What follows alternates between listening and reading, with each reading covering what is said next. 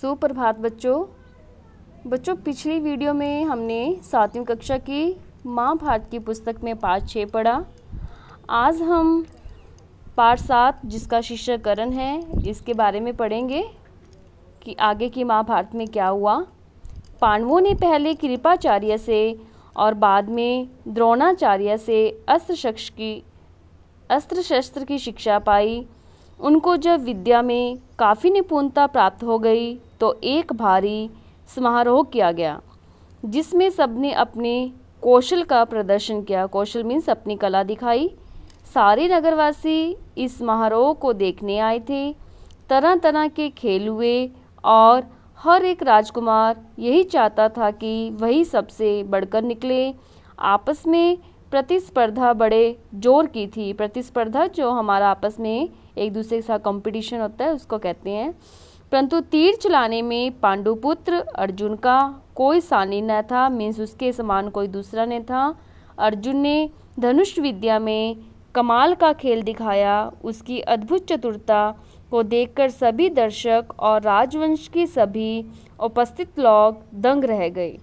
यह देखकर दुर्योधन का मन ईर्ष्या से जलने लगा। अभी खेल हो ही रहा था कि इतने में रंगभूमि के द्वार पर खम ठोंकते हुए एक रौबीला और तेजस्वी युवक मस्तानी चाल से आकर अर्जुन के सामने खड़ा हो गया। वह युवक और कोई नहीं, अधिरथ द्वारा पोषित कुंती पुत्र कर्ण ही था। पोषित मीन्स पाला हुआ, लेकिन उसके कुंती पुत्र होने की बात किसी को मालूम न थी। रंगभूमि में आते ही उसने अर्जुन को ललकारा, अर्जुन जो भी करतब तुमने यहाँ दिखाए हैं उनसे बढ़कर कौशल मैं दिखा सकता हूँ। क्या तुम इसके लिए तैयार हो? इस चुनौती को सुनकर दर्शक मंडली में बड़ी खलबली मच गई। दर्शक मंडली यहाँ जो देख रहे थे वहाँ पे लोग उसको, पर ईर्ष्या की आग से जलने वाले दुर्योधन को बड़ी राहत मिली। वह बड़ा प्रसन्न हुआ। उसने तपाक से कर्ण का स्वागत किया और उसे छाती से लगाकर बोला, कहो कर्ण कैसे आए, बताओ हम तुम्हारे लिए क्या कर सकते हैं। कर्ण बोला, राजन मैं अर्जुन से द्वंद्व युद्ध और आपसे मित्रता करना चाहता हूँ। कर्ण की चुनौती को सुनकर अर्जुन को बड़ा तैश आया। वह बोला, कर्ण सभा में जो बिना बुलाए आते हैं और जो बिना किसी के पूछे बोलने लगते हैं वे निंदा के योग्य होते हैं। यह सुनकर कर्ण ने कहा, अर्जुन यह उत्सव केवल तुम्हारे लिए ही नहीं मनाया जा रहा है, सभी प्रजाजन इसमें भाग लेने का अधिकार रखते हैं। प्रजा मीन्स प्रजा के लोग। व्यर्थ डींगे मारने से फायदा क्या, चलो तीरों से बात कर लो। जब कर्ण ने अर्जुन को ये चुनौती दी तो दर्शकों ने तालियां बजाई। उनके दो दल बन गए। एक दल अर्जुन को बढ़ावा देने लगा और दूसरा कर्ण को। इसी प्रकार वहाँ इकट्ठी स्त्रियों के भी दो दल बन गए। कुंती ने कर्ण को देखते ही पहचान लिया और भय तथा लज्जा के मारे मूर्छित सी हो गई। उसकी यह हालत देखकर विदुर ने दासियों को बुलाकर उसे चेत कराया, मीन्स उसे पुंचाया। इसी बीच कृपाचार्य ने उठकर कर्ण से कहा, अज्ञात वीर महाराज पांडु का पुत्र और कुरु वंश का वीर अर्जुन तुम्हारे साथ द्वंद्व युद्ध करने के लिए तैयार है, किंतु तुम पहले अपना परिचय तो दो। तुम कौन हो, किसके पुत्र हो, किस राजकुल को तुम विभूषित करते हो। द्वंद्व युद्ध बराबर वालों में ही होता है। कुल का परिचय पाए बगैर राजकुमार कभी द्वंद्व युद्ध करने के लिए तैयार नहीं होते। कृपाचार्य की यह बात सुनकर कर्ण का सिर झुक गया। कर्ण को इस तरह देखकर दुर्योधन उठ खड़ा हुआ और बोला, अगर बराबरी की बात है तो मैं आज ही कर्ण को अंग देश का राजा बनाता हूँ। यह कहकर दुर्योधन ने तुरंत पिता में भीष्म एवं पिता धृतराष्ट्र से अनुमति लेकर वहाँ रंगभूमि में ही राज्याभिषेक की सामग्री मंगवाई और कर्ण का राज्याभिषेक करके उसे अंग देश का राजा घोषित कर दिया। इतने में बूढ़ा सारथी अधिरथ, जिसने कर्ण को पाला था, लाठी टेकता हुआ और भय के मारे कांपता हुआ सभा में प्रविष्ट हुआ, मीन्स उसने प्रवेश किया। कर्ण, जो अभी अभी अंग देश का नरेश बना दिया गया था, उसको देखते ही धनुष नीचे रखकर उठ खड़ा हुआ और पिता मानकर बड़े आदर के साथ उसके आगे सिर नवाया। बूढ़े ने भी बेटा कहकर उसे गले लगा लिया। यह देखकर भीम खूब कह कहा मारकर हंस पड़ा और बोला, सारथी के बेटे, धनुष छोड़कर हाथ में चाबुक लो, चाबुक वही तुम्हें शोभा देगा। तुम भला कब से अर्जुन के साथ द्वंद्व युद्ध करने के लिए योग्य हो गए। यह सब देखकर सभा में खलबली मच गई। इस समय सूरज भी डूब रहा था, इस कारण सभा विसर्जित हो गई, मीन्स उसको ख़त्म कर दिया गया। मशालों और दीपकों की रोशनी में दर्शक वृंद अपनी अपनी पसंद के अनुसार अर्जुन, कर्ण और दुर्योधन की जय बोलते जाते थे।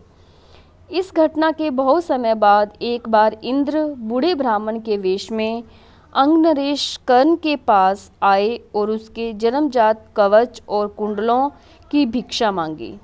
इंद्र को डर था कि भावी युद्ध में कर्ण की शक्ति से अर्जुन पर विपत्ति आ सकती है। इस कारण कर्ण की ताकत कम करने की इच्छा से ही उन्होंने उससे यह भिक्षा मांगी थी। कर्ण को सूर्य देव ने पहले ही सचेत कर दिया था, मीन्स आगाह कर दिया था कि उसे धोखा देने के लिए इंद्र ऐसी चाल चलने वाले हैं, परंतु कर्ण इतना दानी था कि किसी के कुछ मांगने पर वह मना कर नहीं सकता था। इस कारण यह जानते हुए भी कि भिखारी के वेश में इंद्र धोखा कर रहे हैं, कर्ण ने अपने जन्मजात कवच और कुंडल निकालकर भिक्षा में दे दिए। इस अद्भुत दानवीरता को देखकर इंद्र चकित रह गए। कर्ण की प्रशंसा करते हुए बोले, कर्ण, तुमसे मैं बहुत प्रसन्न हूँ, तुम जो भी वरदान चाहो मांगो। कर्ण ने देवराज से कहा, आप प्रसन्न हैं तो शत्रुओं का संहार करने वाला अपना शक्ति नामक शस्त्र मुझे प्रदान करें। बड़ी प्रसन्नता के साथ अपना वह शस्त्र कर्ण को देते हुए देवराज ने कहा, युद्ध में तुम जिस किसी को लक्ष्य करके इसका प्रयोग करोगे वह अवश्य मारा जाएगा, परंतु एक ही बार तुम इसका प्रयोग कर सकोगे। तुम्हारे शत्रु को मारने के बाद यह मेरे पास वापस आ जाएगा। इतना कहकर इंद्र चले गए। एक बार कर्ण को परशुराम जी ने ब्रह्मास्त्र सीखने की इच्छा हुई, इसीलिए वह ब्राह्मण के वेश में परशुराम जी के पास गया और प्रार्थना की कि उसे शिष्य स्वीकार करने की कृपा करें। परशुराम जी ने उसे ब्राह्मण समझकर शिष्य बना लिया। इस प्रकार छल से कर्ण ने ब्रह्मास्त्र चलाना सीख लिया। एक दिन परशुराम कर्ण की जांघ पर सिर रखकर सो रहे थे। इतने में एक काला भौरा कर्ण की जांघ के नीचे घुस गया और काटने लगा। कीड़े के काटने से कर्ण को बहुत पीड़ा हुई और जांघ से लहू की धारा बहने लगी, पर कर्ण ने इस भय से कि कहीं गुरुदेव की नींद न खुल जाए, जांघ को जरा भी हिलाया डुलाया नहीं। जब खून से परशुराम की देह भीगने लगी तो उसकी नींद खुल गई। उन्होंने देखा कि कर्ण की जांघ से खून बह रहा है। यह देखकर परशुराम बोले, बेटा सच बताओ तुम कौन हो। तब कर्ण असली बात न छिपा सका। उसने स्वीकार कर लिया कि वह ब्राह्मण नहीं बल्कि सूत पुत्र है। यह जानकर परशुराम को बड़ा क्रोध आया। अतः उन्होंने उसी घड़ी कर्ण को शाप देते हुए कहा, चूंकि तुमने अपने गुरु को ही धोखा दिया है, इसलिए जो विद्या तुमने मुझसे सीखी है वह अंत समय में तुम्हारे किसी काम न आएगी।